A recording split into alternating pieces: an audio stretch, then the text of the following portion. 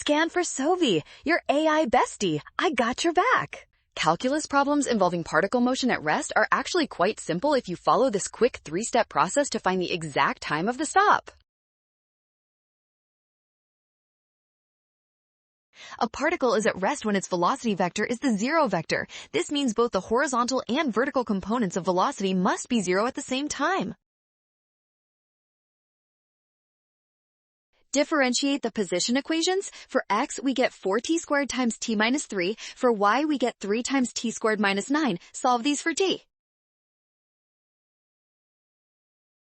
The particle is at rest only when both derivatives are zero at the same time. Comparing our results, only t equals 3 satisfies both conditions. That is our answer. Nailed it! Scan the code, you can learn better with SOVI. Don't drop extra roots, always check both axes to find the correct common time value.